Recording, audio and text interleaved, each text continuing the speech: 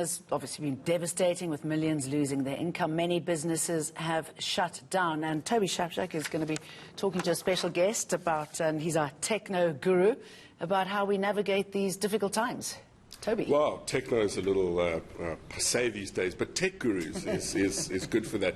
But actually, the real guru I'm with is Colin Erasmus, whose job title is the head of new work at Microsoft South Africa. And Colin is going to talk to us just about some of the challenges that people and businesses are experiencing during the post-COVID reopening. And of course, it's completely changed the way we work, hasn't it, Colin? And very importantly, we're going to look at security, because that's a key issue, isn't it? Morning, Toby, and good to be here, but 100% correct. You know, we talked about reimagining the world the way it is in remote work, and I see you're carrying a sort of a remote device with you now.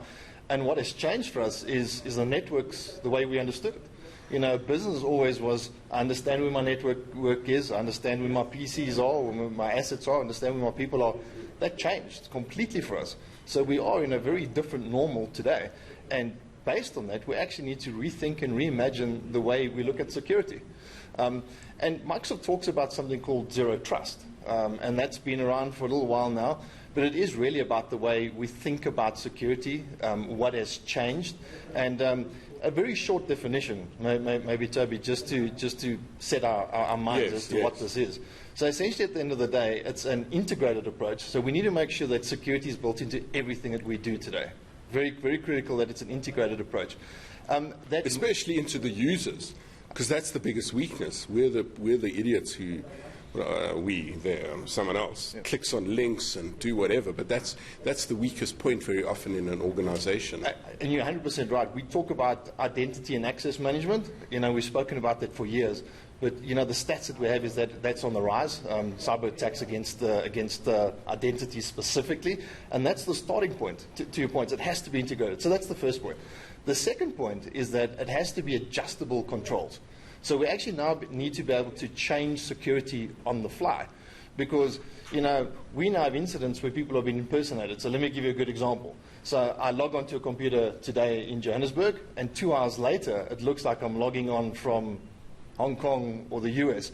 We actually need our security to be able to adjust to that and actually now say, hang on, you've put your password in, but I need something else now. Another form of verification. 100%. So multi-factor authentication is something that we really are encouraging people to look at, because people are being taken abuse of inside organizations. I'm a bit of an old hand because I've been doing this, and I used to get SMSs. Now I use actually the Microsoft Authenticator.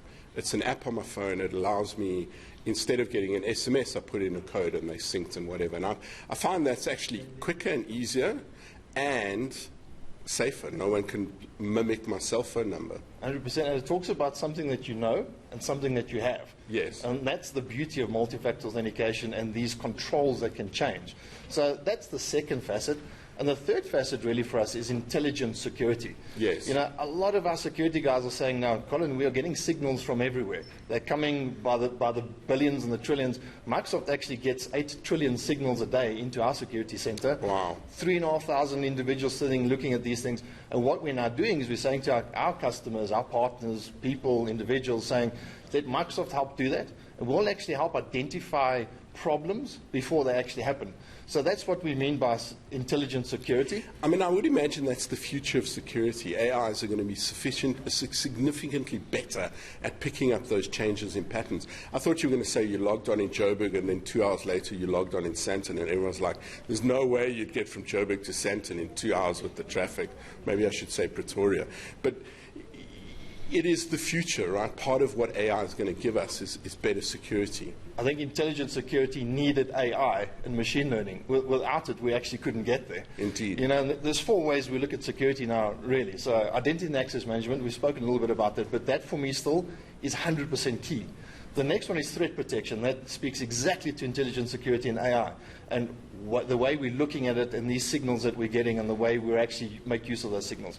And the third one is information protection. Now, this one's equally important, especially because of Papaya. Yes. I know we don't have a lot of time to speak about that, but that's, companies have 8 months, right, Sure. to comply? That's the Personal Protection of Information Act, and I'm a big believer in that, and I wish it was enacted already. But yeah, 8 months to the beginning of July when it's in action. And I suppose a lot of companies haven't even thought about this. They have all of this data, they think it's theirs, but actually individual information belongs to the individuals, and there will now be consequences at last. And that's why we need to protect that data, right? Yes. Because what are cyber criminals after? They're after the data at the end of the day. And So the it's identity. 100%, and that's why it's important that we protect the data. So data protection is absolutely key. And then the last one I want to talk about very quickly is cloud security. You know, everyone's now moved to the cloud in some shape or form. You know, there's stats that saying that people use up to 7 or 8 applications a day. Yes. They may not belong to you. They may belong to a different party. They may be in the cloud. They may be on premises. So that security across the cloud has become critically important as well.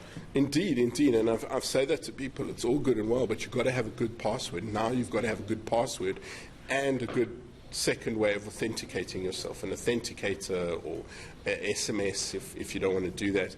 It's critical. It's you know, the analogy I use for South Africans is it's like having